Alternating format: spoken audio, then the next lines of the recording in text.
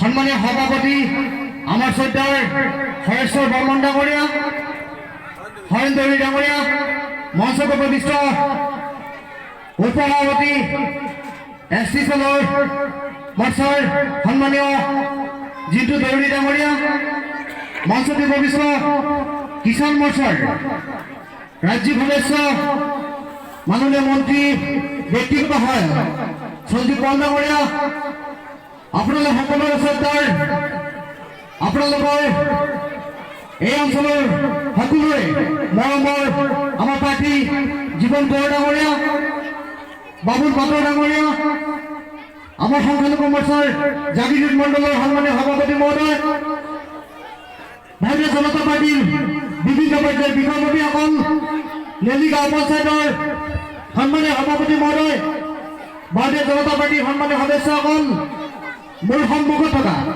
মোৰ অতিকৈ শ্ৰদ্ধাৰ মাতৃসকল, বয়োজ্যেষ্ঠ দেউতাসকল আৰু যুৱক যুৱতী বন্ধু বান্ধৱীসকল, পোনপ্ৰথমেই আপোনালোক সকলোকে মই অসম ৰাজ্যিক সংখ্যালঘু মৰ্চাৰ ভাৰতীয় জনতা পাৰ্টীৰ তৰফৰ পৰা আন্তৰিক অভিনন্দন আৰু ধন্যবাদ জ্ঞাপন কৰিছোঁ।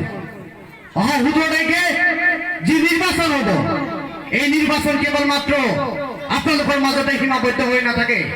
এই নিৰ্বাচনৰ প্ৰভাৱ সমগ্ৰ অসমতে পৰিব।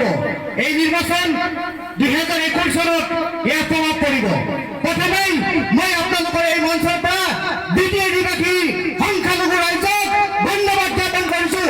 বিটিএডিৰ পৰা এই অঞ্চলৰ কংগ্ৰেছক উৎখাত কৰাৰ কাৰণে সংখ্যালঘু ৰাইজৰ মৃত্যুফল নহয়, সংখ্যালঘু মানুহৰ জাতিটোৱেই নহয়, তাৰ প্ৰমাণ বিটিএডিৰ সংখ্যালঘু ৰাইজে দিছে। এইবাৰ প্ৰমাণ হ'ব জাগিৰোড সমষ্টিৰ, আপোনালোকে প্ৰমাণ দিব লাগিব যে সংখ্যালঘু মানুহ মৃত্যুফল নহয়। কেনেকৈ দিব লাগিব? ভাৰতবৰ্ষত 60 বছৰে কংগ্ৰেছ দলে শাসন কৰিছিলে। 60 বছৰে সংখ্যালঘু ৰাইজৰ কি অৱস্থা আছিলে? আজি 4.5 বছৰ ৰাজ্য চৰকাৰ আৰু 6 বছৰ হ'ল কেন্দ্ৰীয় চৰকাৰে ভাৰতবৰ্ষৰ অসমত শাসন কৰিছে। এই 6 বছৰ যদি ধৰো আৰু 4.5 বছৰ যদি ধৰো, ভাৰতবৰ্ষৰ ভিতৰত মই ক'ব নাযাওঁ, অসমৰ ভিতৰত যদি আটাইতকৈ বেছি উপকৃত হৈছে দুটা জনগোষ্ঠী উপকৃত হৈছে।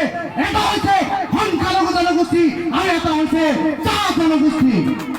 ইতিমধ্যে চাহ জনগোষ্ঠীয়ে তেওঁলোকৰ প্ৰমাণ দি থৈ দিছে। বিধানসভাৰ নিৰ্বাচনত, লোকসভাৰ নিৰ্বাচনত, পৰিষদীয় নিৰ্বাচনত তেওঁলোকে ভাৰতীয় জনতা পাৰ্টীক ভোট দিছে। আমি সংখ্যালঘু ৰাইজ যে মৃত্যুফল নহয় তাৰ প্ৰমাণ এই পৰিষদীয় নিৰ্বাচনত আপোনালোকে দিব লাগিব। 17 তাৰিখে ক্ৰীড়া পৰিষদৰ যি নিৰ্বাচন, আমাৰ জীৱন কোঁৱৰ ডাঙৰীয়াক ভোট দিয়া আপোনালোকে প্ৰমাণ দিব লাগিব যে আমি সংখ্যালঘু মানুহ ভাৰতীয় জনতা পাৰ্টীৰ লগত আছো।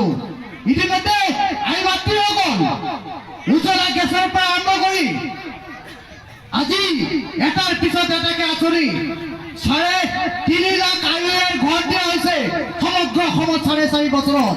কংগ্ৰেছৰ দিনত যদি আইৰ ঘৰ দিয়া হৈছিলে ৭৫,০০০ টকা দিছিলে। সেই ৭৫,০০০ টকাৰ পৰাও কংগ্ৰেছৰ গাঁও পঞ্চায়তৰ সভাপতি, কাউন্সিলৰ, নতুবা মেম্বাৰ, নতুবা কংগ্ৰেছৰ নেতা পালি নেতাই ১০-১৫,০০০ টকাকে ছাগলী বা গৰু বিক্ৰী কৰিলেও লৈছিলে নাই?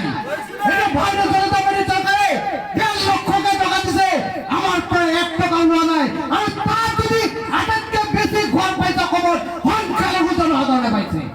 গতিকে আপোনালোকে কওক, প্ৰায় 17 তাৰিখৰ নিৰ্বাচনত আপোনালোকে ভাৰতীয় জনতা পাৰ্টীৰ জীৱন কোঁৱৰ ডাঙৰীয়াক ভোট দিব নে নিদিয়ে?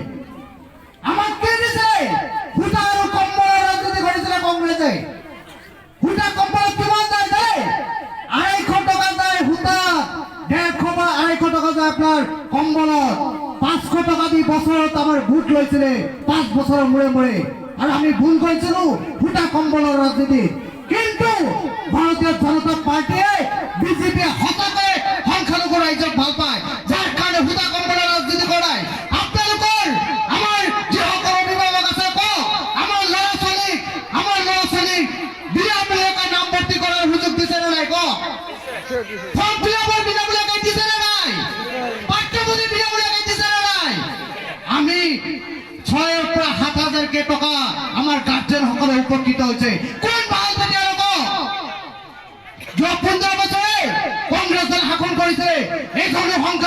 যুৱক যুৱতীসকলক তেওঁলোকে ডাঙৰ চাকৰি দিয়া নাছিলে যোৱা 4.5 বছৰ সৰ্বানন্দ সোণোৱাল ডক্টৰ হিমন্ত বিশ্ব শৰ্মা পীযুষ হাজৰিকা ডাঙৰীয়া ৰঞ্জিত কুমাৰ দাসৰ নেতৃত্বত 33জনকৈ সংখ্যালঘু যুৱক যুৱতীক অসমৰ ডাঙৰ চাকৰি দিছে কোন বন্ধু কোন শত্ৰু আপোনালোকে চাওক সংখ্যালঘু মানুহৰ আমাৰ আটাইতকৈ বেছি প্ৰয়োজন হৈছে জীৱন আৰু সম্পত্তিৰ নিৰাপত্তা হয় নে নহয় আমাৰ জীৱন আৰু সম্পত্তিৰ নিৰাপত্তা আটাইতকৈ বেছি হয় নে নহয় কিন্তু যোৱা 15 বছৰে আমাক বাঁশবাৰী নেলি বাঁশবাৰী তাৰপিছত আমাৰ গোসাইগাঁও বিটিআৰি 15বাৰতকৈ অধিকবাৰ আমাৰ সংখ্যালঘু মানুহক হত্যা কৰা হৈছিল নে নাই সংখ্যালঘু মানুহক ঘৰ বাৰী জ্বলাই দিয়া হৈছিল নে নাই কিন্তু এই 4.5 বছর এজনো সংখ্যালঘু মানুষ কত হত্যা করা হয় নাই এজনো সংখ্যালঘু মানুষ ঘর কত জ্বলাই দেওয়া হয় নাই হে আমার মিত্র হয়েছে ভারতীয় জনতা পার্টি সেই কারণে এজন সচেতন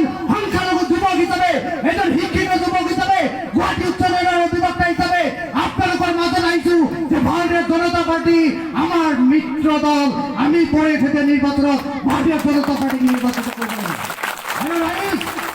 জাগিৰোড সমষ্টিবাসীৰ ৰাইজ আপোনালোকে গৌৰৱ অনুভৱ কৰিব পাৰে আপোনালোকে লাকি আপোনালোকে এইকাৰণে লাকি বুলি কৈছো আপোনালোকৰ যিজন বিধায়ক আপোনালোকৰ যিজন মন্ত্ৰী যোৱা 15-20 বছৰে আপোনালোকৰ অৱস্থা কি আছিল জাগিৰোডত আজি 4.5 বছৰত জাগিৰোডত এক আমূল পৰিৱৰ্তন কৰিব আনিছে যেতিয়াই আমি লগ পাওঁ 1996 চনৰ পৰা মাননীয় মন্ত্ৰী মহোদয় লগত একেলগে আছো মাননীয় মন্ত্ৰী মহোদয় জানো যিমান দিন লগ পাইছো কেইদিনমান আগত বিজেপি নিৰ্বাচনত একেলগে সঞ্জীৱ পাল ডাঙৰী আছে আমি এক সপ্তাহ আছো কেৱল মাত্ৰ এটাই চিন্তা তেখেতৰ যে কেনেকে মই জাগিৰোড সমষ্টি অসমৰ 1 নম্বৰ সমষ্টি কৰিব পাৰো উন্নত সমষ্টিৰ ভিতৰত ইমান লাগে আপোনালোকে কেনেকে এজন বিধায়ক পাইছে যিয়ে নেকি দিনে ৰাতিয়ে কেৱল জাগিৰোড সমষ্টিৰ মানুহৰ কথা চিন্তা কৰে